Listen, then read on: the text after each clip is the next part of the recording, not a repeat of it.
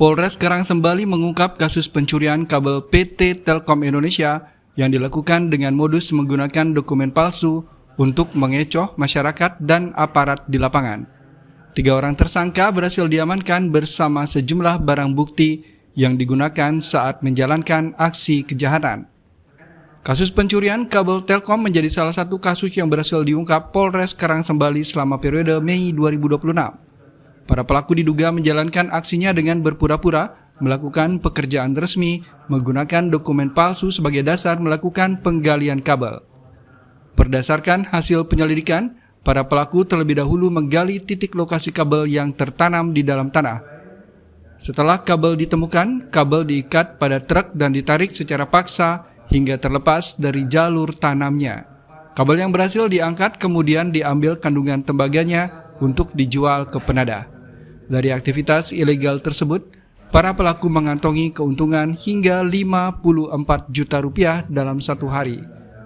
Harga tembaga hasil curian diketahui mencapai Rp200.000 per kilogram. Polisi menilai aksi para pelaku dilakukan secara terorganisir dengan menggunakan berbagai peralatan khusus dan kendaraan operasional. 1 meter sampai 2 meter ke bawah ke dalam tanah. Kemudian dengan modus dia seolah-olah itu adalah proyek perbaikan jalan, ada trafikon, ada lampu, kedap-kedip merah. Dia setelah menggali, kabel ini diikat di truk, ditarik pakai rantai. Setelah ditarik sama rantai, kemudian nanti sama si pelaku ini dikupas. Setelah dikupas keluarlah tembaganya. Dan tembaganya ini digulung kemudian dijual. Tadi Pak dari Telkom juga menyampaikan kalau kisaran itu per kilonya sekitar 200.000. Selain menimbulkan kerugian material, aksi tersebut juga berpotensi mengganggu layanan telekomunikasi yang digunakan masyarakat. Ketiga tersangka kini telah diamankan dan menjalani proses hukum lebih lanjut. Polisi masih melakukan pendalaman untuk mengetahui kemungkinan keterlibatan pihak lain dalam kasus tersebut. Laporan Ayu Purnamia, Badung, Garuda TV.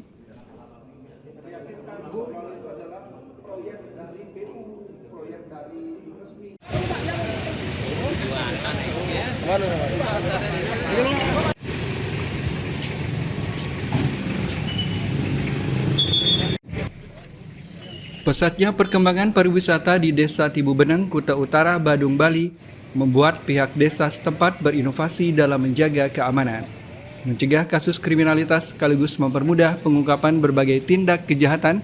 Pemerintah Desa Tibubeneng bersama Polres Badung meluncurkan sistem keamanan digital berbasis kearifan lokal yang disebut Digital Jagabaya atau Dijagaya. Tidak main-main, sebanyak 69 kamera CCTV kini telah diselaraskan dan dipasang pada 28 titik strategis di seluruh wilayah Desa Tibubeneng, Kuta Utara, Badung, Bali.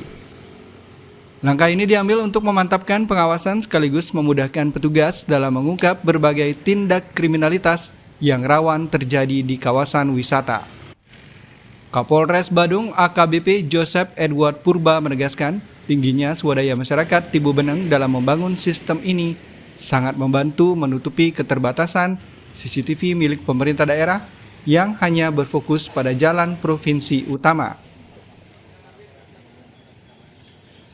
Ini akan menjadi suatu sistem keamanan publik yang nantinya bisa bermanfaat oleh unsur keamanan desa, kemudian elemen masyarakat, dan tentunya oleh kepolisian. Dan program ini akan terus berlanjut dan mengikut sertakan para pelaku usaha.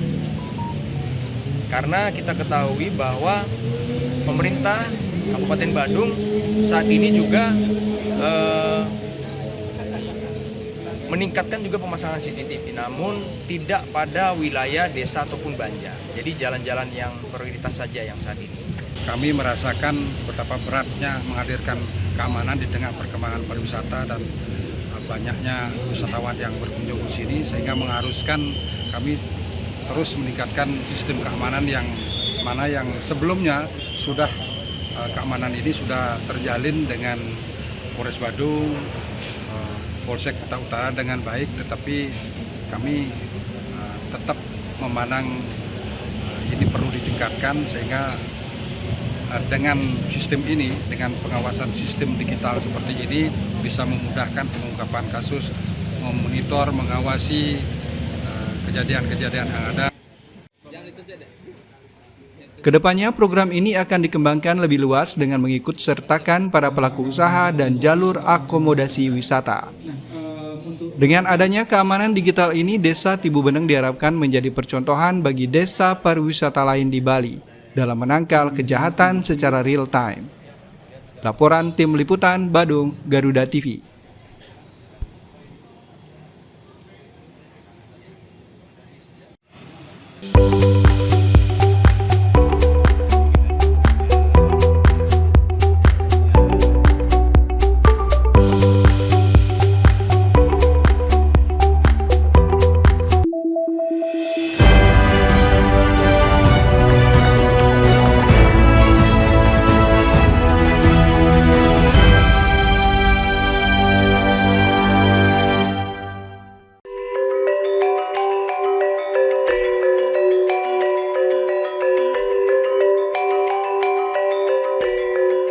Om Swastiastu.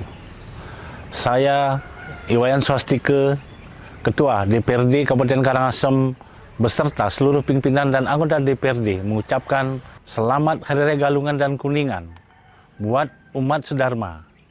Semoga kita senantiasa diberikan kesejahteraan dari segala penjuru dalam menggapai keinginan mulia dan dapat mengalahkan sifat adharma yang ada di dalam diri kita. Rahayu, Om, Santi, Santi, Santi, Om.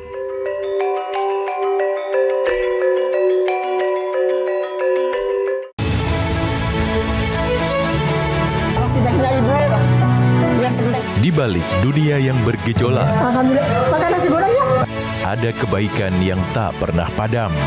Selalu ada kisah sederhana yang menghadirkan harapan. Namun, di balik itu semua, ada sosok yang membuka pintu kebaikan. Saksikan Orang Baik, Senin sampai Jumat, pukul 8:30 pagi, hanya di Garuda TV. Temukan semua hal menarik tentang otomotif di sini.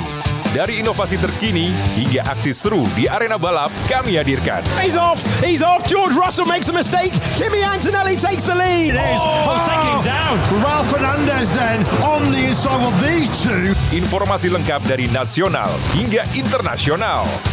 Saksikan Otomotime setiap hari Sabtu dan Minggu, pukul 1:30 siang, hanya di Garuda TV. Osman cuts it back. Kompetisi memanas pada tiap lini klasemen Eropa. Perebutan juara terus terjadi, membuka cerita baru di tiap laga pertandingannya. Anytime getting the ball in the center to Dacunia. What a finish that is. Ikuti selengkapnya dari fakta pertandingan hingga cerita inspiratif para pemain. Kick and Rush, Sabtu dan Minggu, pukul 1 siang, hanya di Garuda TV.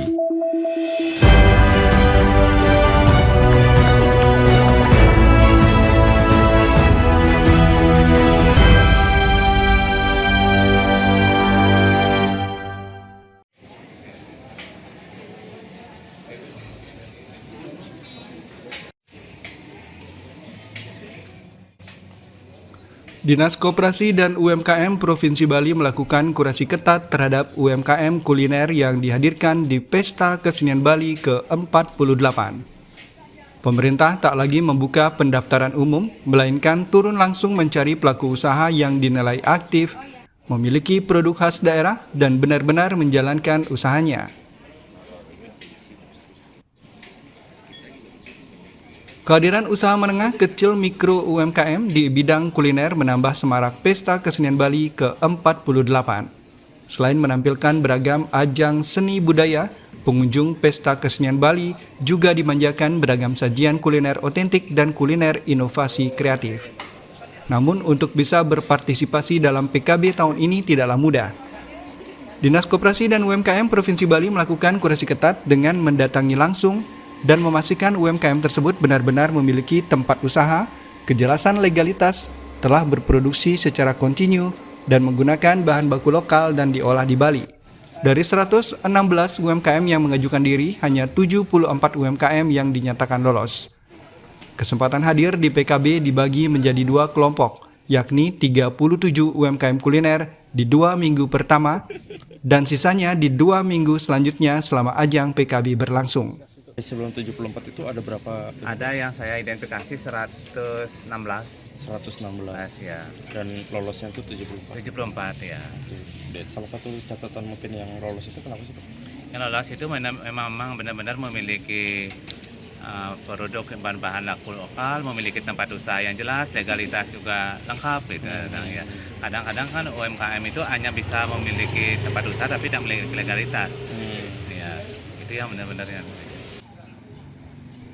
Dibandingkan dengan gelaran PKB tahun lalu, jumlah UMKM kuliner yang berpartisipasi meningkat dari 52 UMKM kuliner menjadi 74 UMKM. Tahun lalu, omset penjualan dari kuliner mencapai 5 miliar 80 juta rupiah selama 1 bulan ajang PKB. Diyakini daya beli masyarakat terhadap produk kuliner masih tinggi di tengah kondisi perekonomian saat ini. Laporan Tim Liputan Denpasar, Garuda TV.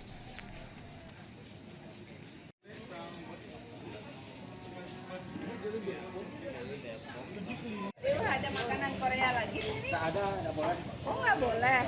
Ya, sama makanan Bali. semua khas Bali.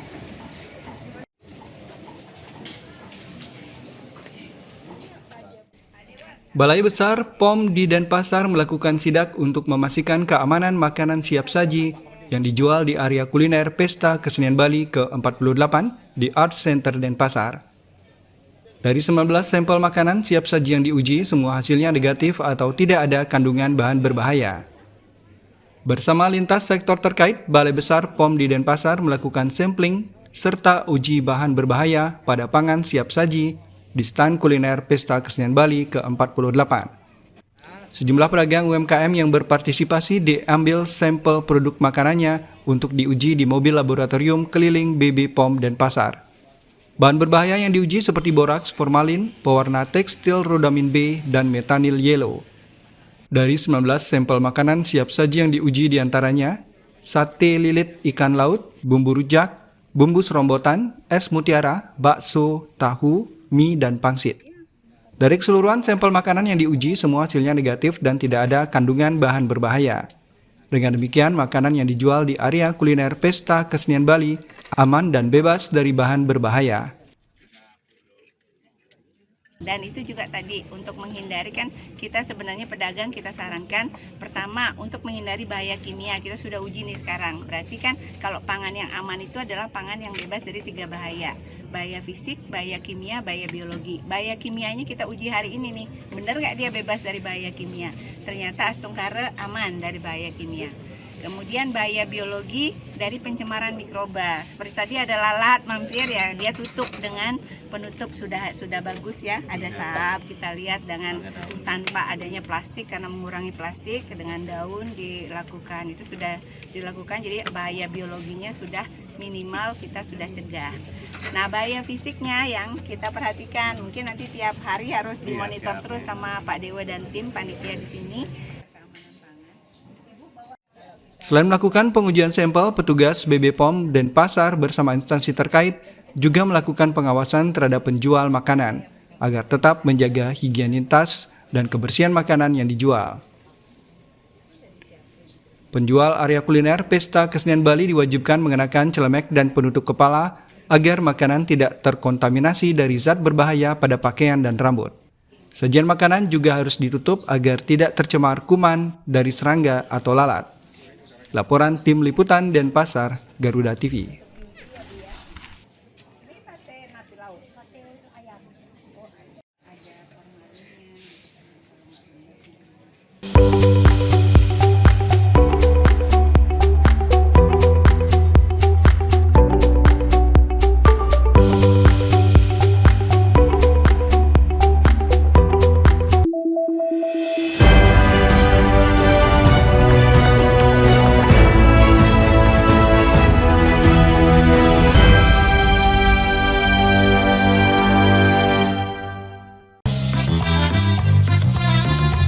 Tanggal tua datang, selera harus tetap jalan. Kuliner hemat siap antar kamu makan enak, variatif, nikmat, dan tetap ramah kantong. Rekomendasi spesial untuk malam Sabtumu. Mereka menawarkan ayam goreng utuh berukuran besar dengan harga terjangkau, mulai dari 50 ribuan.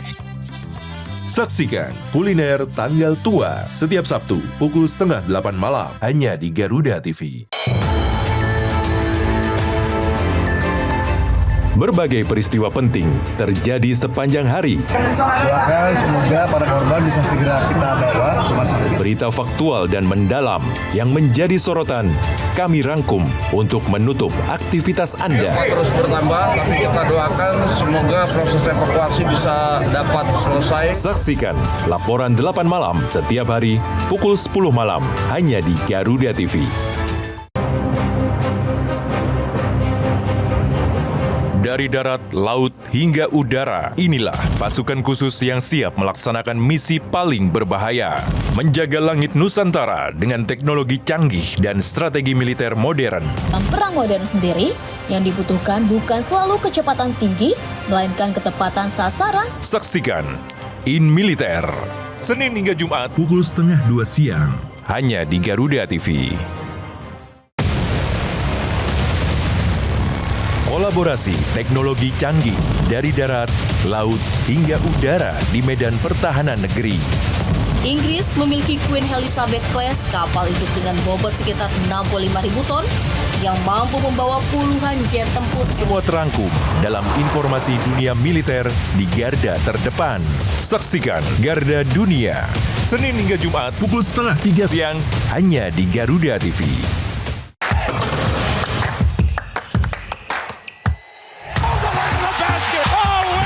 Hey Basket Mania, saatnya ngobrolin segala hal tentang dunia bola basket. Mengulas pertandingan terbaru, highlight pemain panas, fun facts, sampai tren dan drama di lapangan. Jangan lewatkan Hoops Vibes, Sabtu dan Minggu, pukul 2 siang, hanya di Garuda TV.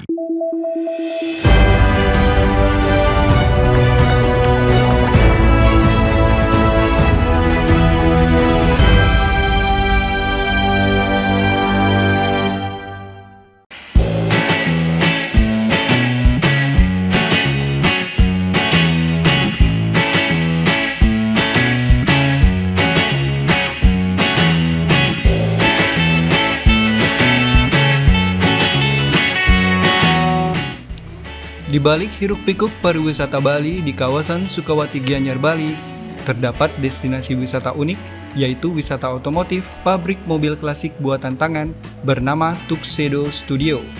Bukan sembarang mobil, Tuxedo Studio hanya memproduksi berbagai mobil balap klasik replika yang ramai diminati para kolektor otomotif dari berbagai belahan dunia.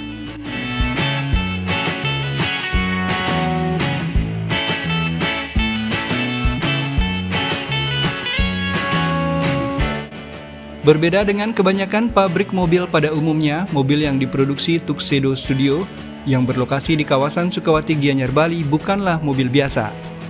Berbagai replika mobil balap klasik diproduksi di tempat ini.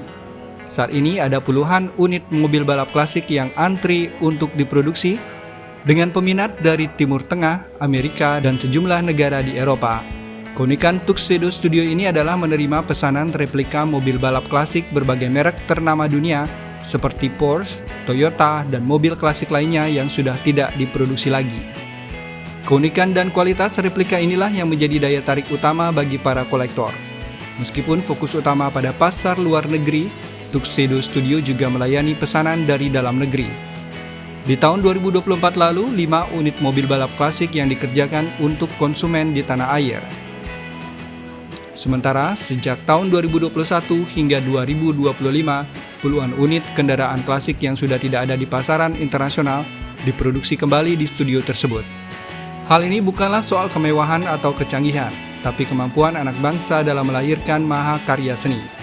Belakangan, pabrik mobil klasik buatan tangan Tuxedo Studio Bali menjelma menjadi destinasi wisata pabrik mobil klasik. Ini tentu menjadi penghargaan karena sebagian besar tim Tuxedo Studio merupakan seniman dan anak-anak muda kreatif yang mampu membuat karya terbaik yang bisa membanggakan Indonesia di mata dunia, khususnya di industri otomotif. Karena mobil yang kita buat ini adalah mobil yang benar-benar legend ya. Legendaris yang harganya sudah di atas 2 juta sampai 5 juta dolar gitu. Tapi tujuan utama kita sebenarnya bukan itu. Ini kan cuma proses saja supaya kita bisa buat mobil gitu. Sekarang dan ternyata sekarang sudah proses itu sudah kita lalui. Semua orang di seluruh dunia sudah ngomong bahwa kita ini ya terbaik, replika terbaik di dunia ya adanya di sini gitu. Ya sudah, kalau sudah gitu ya kita sudah mungkin ya ini kita nggak akan lanjut lagi replika, kita bikin mobil sendiri gitu. Karya kreatif anak bangsa ini juga mendapat perhatian Wakil Menteri Ekonomi Kreatif Irene Umar yang datang langsung untuk meninjau proses produksi mobil klasik buatan tangan di Tuxedo Studio di Sukawati, Gianyar. Irene Umar juga mengapresiasi detail mobil buatan Tuxedo Studio yang melibatkan para anak muda yang disebut sebagai The Artist. Kunjungan ini sekaligus bagian dari program Aircraft Hunt untuk mencari potensi kreatif di berbagai daerah. Niat bukan, kalau kita pikirin mobil kan biasanya langsung mikirin balapan, kalau nggak motif, kalau nggak stikerin kan. Ini adalah building cars. Kita selalu bertanya, Indonesia bisa nggak sih ngebangun mobilnya kita sendiri? Lihat aja langsung, daripada saya ngomong-ngomong kan. Dan ini bikinnya tuh presisi gitu loh. Dan ini world class, satu-satunya yang ada di dunia ya Pak ya, yang masih ada. Bahkan orang luar kalau datang ke sini, ini ngelihatnya, wah, pertama masih ada anak-anak muda yang suka dengan ini, dimentorin langsung oleh Pak Puji. Dan precision atau detailsnya itu setiap inci itu sangat diperhatikan. Bukan hanya mesin mobilnya aja atau eksteriornya aja, tapi dari joknya juga, dari setiap bahan, setiap jahitan pasti Bapak pelototin kan Pak? Jadi itu yang buat aku, itu pride ya terhadap satu pekerjaan yang bisa merupakan inspirasi bagi kita semua. Keberhasilan Tuxedo Studio dalam memikat pasar internasional menunjukkan keahlian dan dedikasi para pengrajin Bali dalam menciptakan karya seni otomotif klasik yang luar biasa. Tuxedo Studio bukan hanya sebatas pabrik mobil, tetapi juga bukti bahwa Bali memiliki potensi luar biasa di bidang industri kreatif. Laporan Tim Liputan Gianyar, Garuda TV.